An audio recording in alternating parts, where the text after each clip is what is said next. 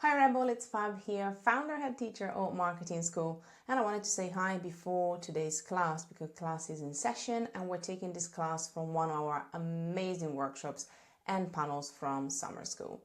We're going to sprinkle a couple of these on the YouTube channel, so if you want to join and get full access to all our replays and sessions there, I would suggest you go to the link in the description to find out more about summer school.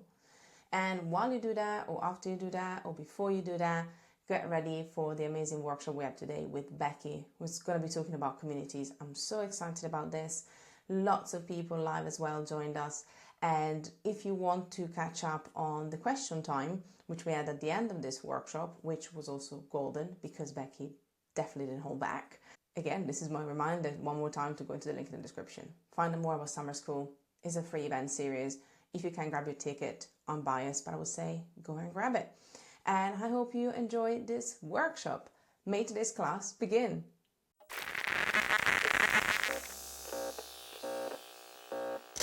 So it's really great to meet you all. I'm Becky. I am a product strategist. So I help people build products, digital products, courses, memberships is like the latest thing that I work on. But I used to work in tech and I used to build software for Fortune 500 companies, for startups, lots of startups in healthcare.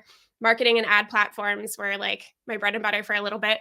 And then I became really obsessed with the creator economy and I moved into learning more about online education. And most recently, before I started my business, I was head of product at Boss Babe, which is a community for online female entrepreneurs. I absolutely love teaching and building community. For the last few years, I've taught user experience design through General Assembly for their bootcamp school. And I am building my big project that I'm like super excited about right now is that I'm building Affinity Collective, which is an agency. And my goal is to help founders build transformative products, which is a lot about what we're going to talk about today are the types of projects and services that my agency does. So great to meet you all. Okay, so I want to kick it off with this. If you want to serve your community, first you need to get to know them. And that might sound a little bit obvious, but this is the thing that people usually skip. So, what I mean is that people will think about, oh, I want to serve women entrepreneurs, right? Well, that's really broad. And I'm not talking about niching down, I'm talking about getting to know them on a human one-to-one level where you really understand what stage of business they're at and what they're really struggling with. So, I want to talk first before we get into how to build a transformative community. And for today, I'm really going to dig into my transformation membership model, as well as how to develop a community journey map, which is, I like to call it my secret sauce. It's like the number one thing I build when I build any community. And whether you are starting a community or if you already have one, there's going to be content that's relevant to you. So, I will talk for beginners, and I'll also address things if you're further along and already have a community. So, the first thing I ever do when I'm thinking about community is some scrappy research or building any product. Like if you're going to build a course or a membership or anything, I want you to do a little bit of research to start. This is going to give you so much clarity. If you might have seen the design squiggle before, and if you feel like you're in here, just chaos, the best thing you can do for yourself is to do some research. It's going to give you clarity, which, helps you start to feel a little bit down the line where you have a clear path, you know what to do, you know what to build, you know how to serve your people. And so if you're and this like in my business or in my life, anytime I'm feeling like I'm in the middle of this like crazy squiggle, I do a little bit of research and I call it scrappy research. It also will help you save time and money because like working in tech, I saw companies, especially Fortune 500 companies, throw away like $1 million in building a product and skipping the research phase because they're like, oh, we just want to like get the thing out. We just want to build it. We already have this list of exactly what we want to build. And so let's just get to it. And they skip this phase because they don't want to pay, like 50 grand for some like discovery process. My agency does not cost that much. So they want to skip that. And then they end up throwing all of their money away, right? And the problem is that they don't build the right thing. And so it's also going to help you build the right thing and connect with your people most of all. This is the most important. So when you're building community, often people get caught up in the numbers. Like, do I have a large enough audience? Like, how many people do I really need to build a community? And community actually starts with just like simple one-to-one connection. It's built on real relationships. So when you do scrappy research, I'm going to give you some tips for that. I like to talk about things high level and give you some really good tactics so that you can take things away to apply immediately. So I want you to collect a combination of qualitative and quantitative data. Now, if you're not familiar with what these things are, qualitative data is going to give you a deeper understanding of your community's why. What do they really care about?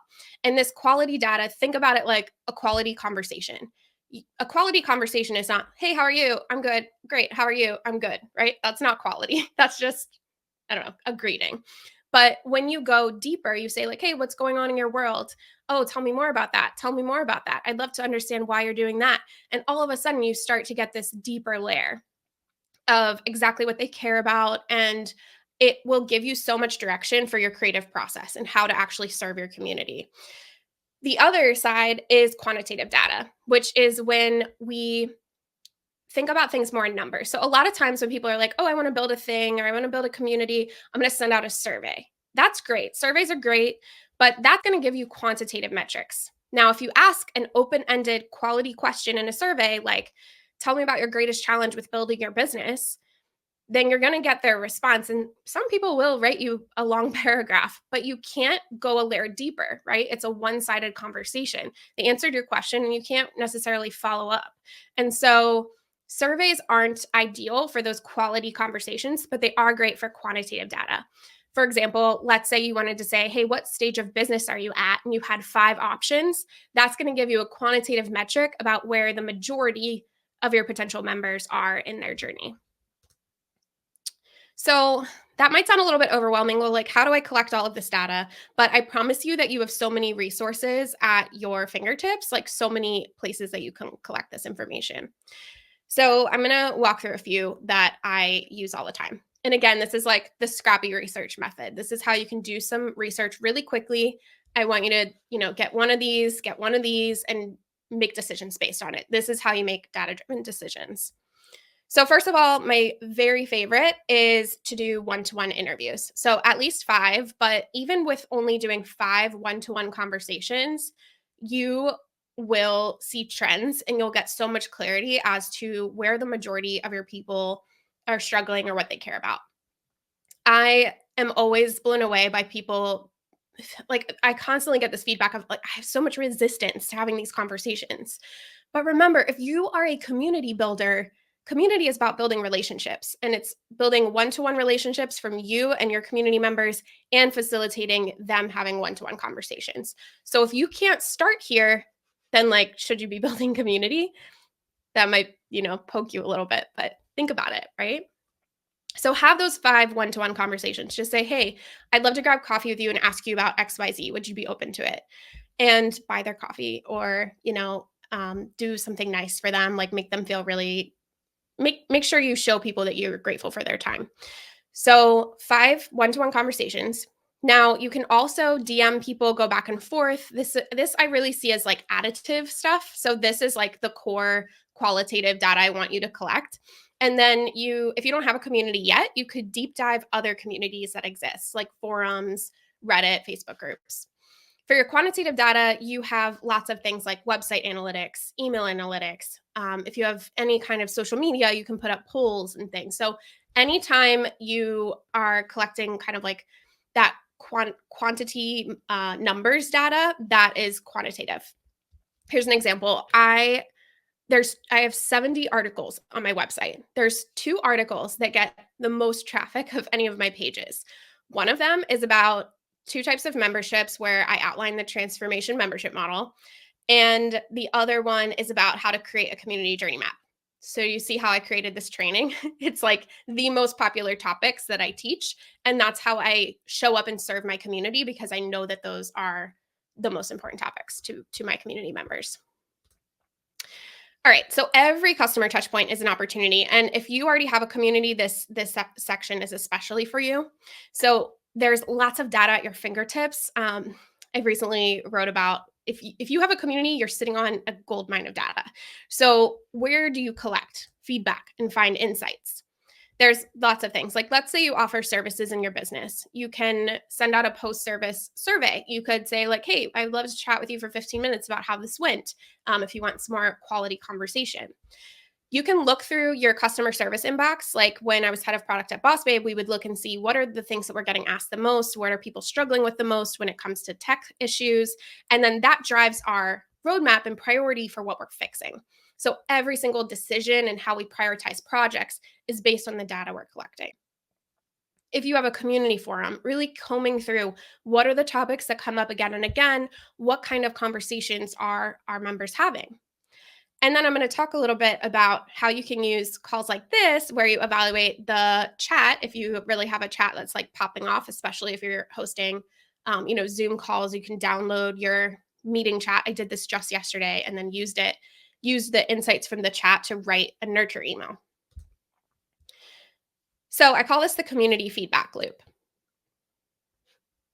So here's an example where I was running a series of trainings and I wanted to see what people, so the series had like a overall topic, and I wanted to see what did people ask a lot about and get out of the first session. So we actually didn't plan sessions 2 and 3 until we had the first one and did this work to analyze like where people were at, what some of the conversation they were having, like things I struggle with and want to learn more of in this series. Like we started to map the themes here. This is called affinity mapping, by the way, where you put different insights into groups and then look at them holistically. So you can do this even with call chats, right? And I have created a flywheel from this. So if a member attends a community event and participates in the chat, then we analyze the community chat. So typically we would be driving a lot of interaction in the chat. Like, okay, let's try it right now. So for those of you that are here live, drop in the chat if you host member events, yes or no. And we'll see what comes through.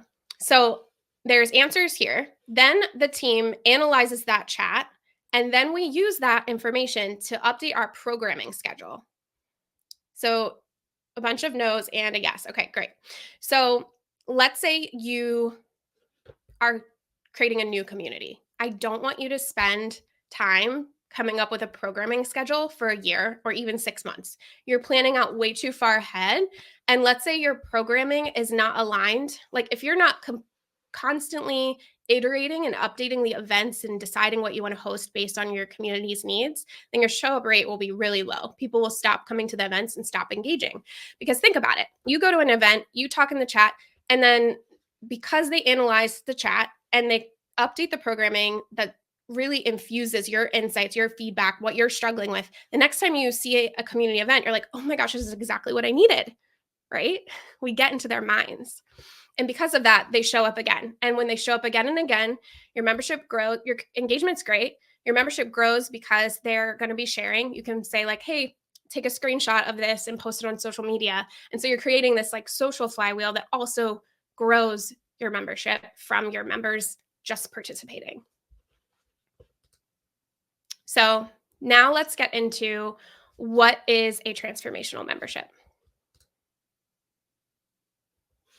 This is a graphic from Rosie Sherry, who's an awesome community builder. In simple terms, transformation memberships take members from A to B. So from daily walking for meditation to a meditation expert and guru. From your morning walk to learning how to surf every single morning for your exercise. From not being able to run a mile to being able to run a marathon. From sitting from falling every time you try to do any kind of tumbling to being the person that teaches everybody how to do a cartwheel. You see what I'm getting at? So I want you to think about what transformation do you serve? How do you take people from A to B? What's your A? What's your B? Now, before I jump into the model, we just talked a bunch about research, and now we got into this transformation model. You can't define this from A to B without doing that research. That's why it's so foundational, because then you start to understand where are people at today and where do they want to go, and how can you serve them on that journey. So the transformation membership model has three components.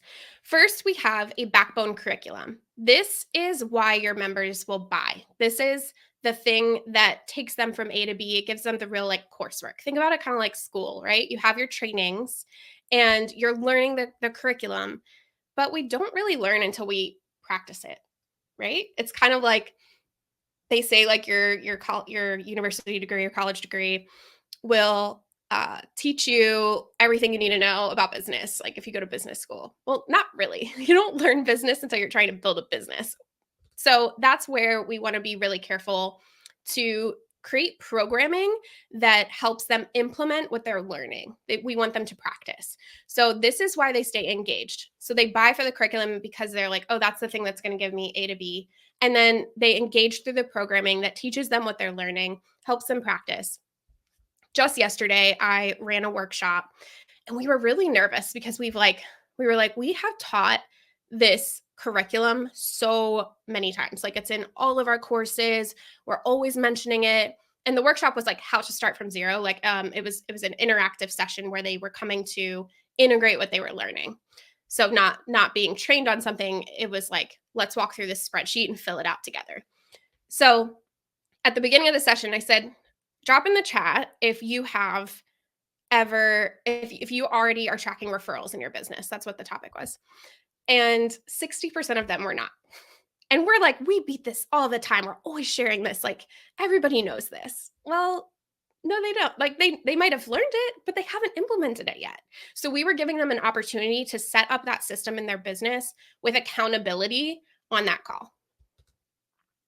And then lastly, we have community and connection. And this is why they were new. So on that call, they were helping each other. The 40% that had already set up their systems, they stayed and they still got something out of that session, but they also came off mute and answered other people's questions and supported them.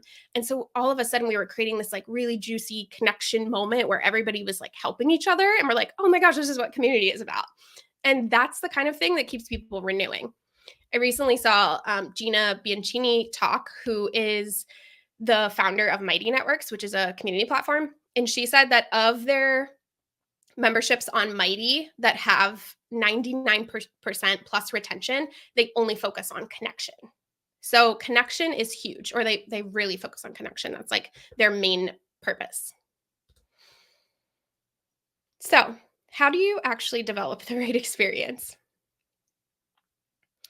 First, you need to define the transformation. You take people from A to B. And the tool that I use to really map this and think about what does that transformation look like? I mean, we can decide what A and B is, but like, what about everything in between? That's when I use a tool called a journey map, which you're seeing here. Now, you might be familiar with customer journeys. Drop in the chat, especially a lot of you are marketers. If you've ever developed a customer journey, say yes in the chat. So if you've developed a customer journey, this is different. Okay, so I'm seeing some yeses. Awesome. That's great. Just, going through your customer journey is super important from a marketing standpoint. From a product standpoint, it's slightly different. And what we're looking at is the emotional journey. We're basically mapping our emotional roller coaster so that we can understand every single low point so that we can serve them with product experience. So what I'm going to do is walk you through exactly how to create a journey map. I have a few steps here in a second. But first, just to reiterate what the steps are, you need to do your scrappy research. So collect your data, get to know your people, really connect with them one-to-one, and then also collect your quantitative data as well. Number 2, we want to define the transformation statement. I take my members from A to B. That should be informed by your research, right? And then you're going to map your community journey. And so you're going to map this experience from A to B that's informed by your research. So a journey map is an artifact of research in product. All right. Give me a thumbs up if you're with me. Do you want to see how to break down a journey map? All right, cool. So this is your Y and X axis. On the Y axis, we have the emotions. This is the emotional roller coaster. This is how somebody's feeling. On the x-axis, this is the transformation that your business serves. So from point A over here, all the way through to point B. Along the way, you'll have milestones. I find that it's really helpful when I'm doing this, and something I usually do is like think about all the customer details, and then what are some of the challenges and milestones that are going to happen on this journey. And I try to think about a milestone as something somebody would cheers over. Like, this is something that we're going to get really excited about. It's something to celebrate. Or maybe it's something to get like cry over, like very upset over. That happens to everyone. Like your first product flop as a business owner happens to everybody. So these are the different milestones along the way. Now, this dotted line in the center, I call this the risk line. Think about it like anytime something falls under this line, they're at risk of giving up. Like, let's say they're training for a marathon. You're helping people go from not running to a marathon runner. That first run might really get them down, right? And so how do we get them to take their second run? Like, that's the challenge. So the risk line is kind of just helpful in our heads to think about what falls in this negative emotion point that we want to push down here. And I'll explain why that's important in a couple minutes. So the touch points are the things that you put here. I usually put the emotion, like they're feeling like excited, and then exactly what's happening physically in real life. So they're feeling emotionally a certain way, and then behaviorally, this is what's happening. So I'm feeling really excited because I just decided that I just signed up for a marathon, right? I'm super excited. I'm a little bit nervous, but I'm like pumped, and I'm like up here. I'm like, yeah, I'm going to do this. But then I go for my first run and I drop down. So I link the touch points together through arrows, which is how we get that, emotional roller coaster looking thing. But what's important is where you plot these. And so you want to plot them along the way with your milestones along the way. This is a little out of scale. Your milestones would be, there would be like probably 5 to 10 of these between every milestone. When a touch point falls below this line, that's when we have the opportunity to really serve them with products. So after we make our map, we get to go into like ideation mode. What are all the ways we could solve for this low point? How can we help them get through that hump of their first run? And so I put some examples here for you. It could be anything, right? It could be like you send them an automated DM because you know that they checked something. They're like, they just did their first run, and now you get to send them a note. It could be an email sequence. I'm a really strong fan of anytime you bring somebody into a new community, don't send them an onboarding sequence of like 1 to 2 emails. Those emails should go at least 30 days, because the first 30 days of a community are when they're most engaged and most active, when they sign up to be part of a membership. And so we really want to capitalize on that and teach them, rewire their behavior and teach them to log in and be a member. So develop email sequences. You might offer some kind of freebie, like some kind of, and some of this stuff can be freebies too. Like maybe they haven't purchased anything yet. So you could offer them something like getting through your first run once you sign up for a marathon checklist or whatever, right? Could be any kind of freebie. Could be a membership perk. Could be an event. Could be affiliate products, courses, all kinds of different things. Oh, that's it. Okay, so that's how you build a journey map. And I really want you to take away, I'm just going to go back to this slide here. Do your research, define your transformation statement, and then map your journey. And that's really where you get to be creative, right? You get to start outlining like, what are all the ways that you want to serve your community along their journey so that you can create a really amazing experience. And one of the times I use this tool is when I'm helping somebody come up with their business model, because you can also see exactly where it makes sense to potentially have different membership tiers or offer other kind of products on either side. All right, that's it. If I actually have a template built out in Miro for a journey map, if you want to develop your own journey map, then you can grab that here. And Shab, I think we're done. Hello there, it's Fab here, and I just wanted to say hi. By the power of time traveling, which I totally have, I want to say I hope you enjoyed this session. This is one of our workshops from summer school. And if you missed out on one of your tickets, then what are you waiting for? Just go and check out in the description if you can still access all of our summer school sessions, old and new. Yes, there are still some tickets left for summer school right now at time of recording. By the time you're watching this, you better check. And why would you? Well, because it's 9 weeks of free amazing events. And for the whole duration of summer school, you get access to all of the replays for free. After that, we're going to move all of our lovely replays to our all access pass and student community, which you can also check in the link in the description. So what are you waiting for? Go and check out all of our other sessions from summer schools and our amazing speakers. In the meantime, don't forget to be kind to yourself and others, and practice makes progress. Until next time, class is dismissed.